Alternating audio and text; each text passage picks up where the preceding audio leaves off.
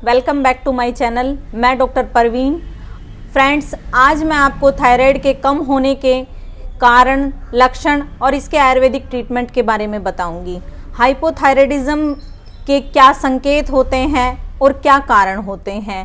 Video को last तक ज़रूर देखें और जिन लोगों ने अभी तक मेरे चैनल को सब्सक्राइब नहीं किया है, please subscribe my channel. Bell icon को ज़रूर प्रेस करें अगले वीडियो के नोटिफिकेशन अपडेट के लिए। पहले मैं आपको थायराइड ग्लैंड के बारे में बताऊंगी। यह नेक रीजन पर होता है और यह एक बटरफ्लाई शेप का ग्लैंड होता है। यूजुअली पल्पेट करने पर दिखाई नहीं देता है। इसमें से T3, T4 2 हार्मोन निकलते हैं और हार्मोन्स के लिए स्टिमुलेट आता है वो पिट्यूटरी ग्लैंड से आता है। पिट्यूटरी ग्लैंड से TSH निकलता है और TSH स्टिमुलेट करता है T3 और T4 के निकलने के लिए। पिट्यूटरी ग्लैंड में TSH निकलने के लिए स्टिमुलेट हाइपोथैलेमस से आता है।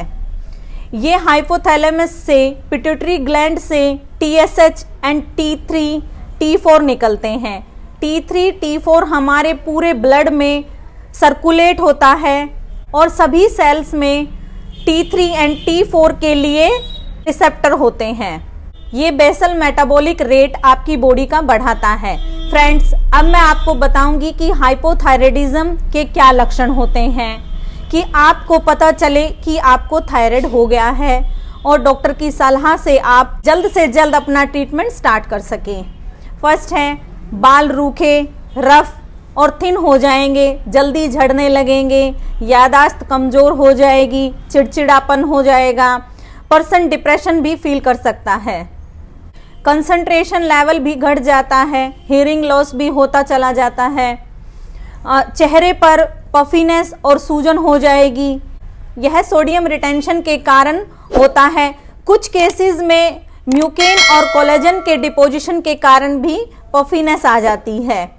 गले में भी गांठें बन जाती हैं, किसी प्रकार का एडिमा हो जाता है, गॉइटर भी हो सकता है। कुछ पेशेंट को यह सिम्टम नज़र भी नहीं आते हैं, गले में सूजन और गांठ नहीं भी बनते हैं। जीभ का साइज भी बढ़ जाता है, गले में खराश रहना, गले में दर्द रहना, आवाज़ का बदलाव, होर्सनेस ऑफ वॉइस भी हो सकता है। ये सभी सिम्टम, गले में खराश रहना, गले में दर्द रहना, आवाज़ का बदलाव, होर्सनेस ऑफ वॉइस भी हो सकता है। और कभी कभी इम्यून सिस्टम भी वीक होने लगता है, इसकी वजह से सिम्टम्स दिखने लगते हैं। स्किन रफ एंड ड्राई हो जाती है, ठंड भी अधिक लगती है।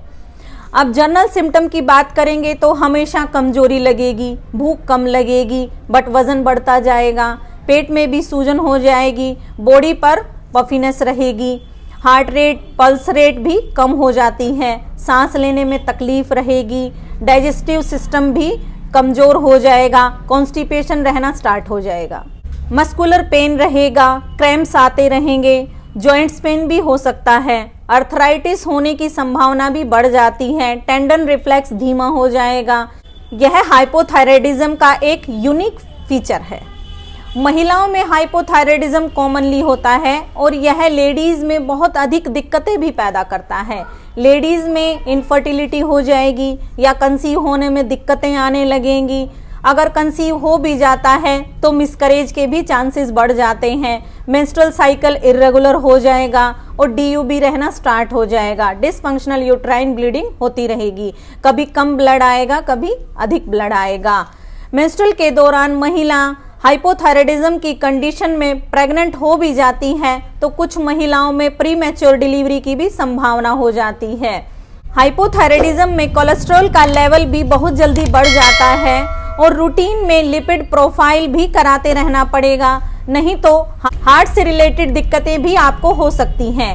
एंजाइना की परेशानी भी हो सकती है या फिर ब्रेन में स्ट्रोक भी हो सकते हैं। हाइपोथायराइडिज्म के पेशेंट को इंसुलिन का प्रोडक्शन भी घट जाता है और डायबिटीज़ मेलाइटिस का भी खतरा बढ़ जाता है। फ्रेंड्स, जिन लोगों को हाइपोथायराइडिज्म है उन्हें थायराइड का ट्रीटमेंट तो जल्द से जल्द स्टार्ट करना ही होता है, बट साथ साथ लिपिड प्रोफाइल और शुगर का टेस्ट भी कराते रहना पड़ेगा। फ्रेंड्स, अब बात करेंगे इसके कारणों की कि किस वजह से हाइपोथायराइडिज्म होता है या किस वजह से थायराइड हार्मोन का लेवल घट जाता है। फ्रेंड्स, जैसा कि हमने पहले ही आपको बताया कि थायराइड हार्मोन में 3 ऐसे स्थान होते हैं जो बहुत अधिक इम्पोर्टेंट है। थायराइड ग्लैंड जिसमें थायराइड हार्मोन निकलता है, सेकंड है पिट्यूटरी ग्लैंड, इसमें से TSH निकलता है, थर्ड है हाइपोथैलेमस जो ब्रेन के अंदर होता है। अगर इन तीनों जगहों में कहीं भी प्रॉब्लम होती है तो थायराइड हार्मोन का लेवल कम हो जाता है। अगर सिर्फ थायराइड ग्लैंड में प्रॉब्लम है उस कंडीशन को बोलते हैं प्राइमरी हाइपोथायराइडिज्म। अगर पिट्यूटरी ग्लैंड में प्रॉब्लम है तो इसे सेकेंडरी हाइपोथायराइडिज्म कहते हैं।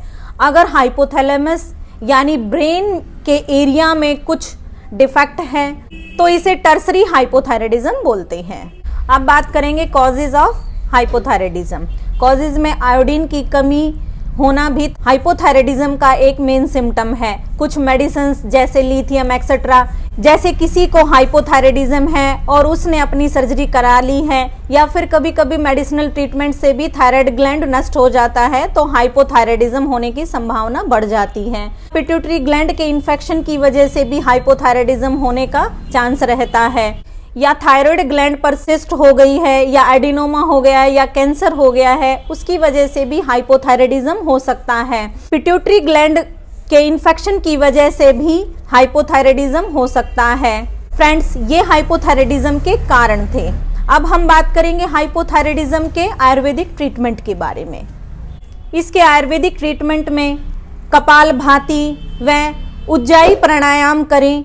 यह दोनों टाइप के थायराइड में कर सकते हैं और यह बहुत लाभकारी होता है। डेली 10 to 30 मिनट्स तक कपालभाति और उज्जाई जरूर करें। एक एक गोली मेदोहरवटी, कांचनार गुग्गुल व वृद्धिवादिका वटी खाने के बाद लें गर्म पानी के साथ, तो भी यह थायराइड के लेवल को बहुत जल्दी मेंटेन कर देती है। सुबह खाली पेट गोमूत्र का अर्क पिएं, इससे भी हाइपोथायराइडिज्म में बहुत अधिक लाभ मिलेगा। अब बात करेंगे घरेलू उपचार की। घरेलू उपचार में नारियल का पानी, कच्चा नारियल का सेवन जरूर करें और अलसी के बीज का पाउडर बनाकर आधा आधा चम्मच गर्म पानी से भी सुबह शाम लेंगे। फ्रेंड्स, मेरे द्वारा दी गई जानकारी अगर आप सभी को पसंद आई है तो मेरे चैनल को सब्सक्राइब कीजिए, मेरी वीडियो को लाइक कीजिए और शेयर कीजिए।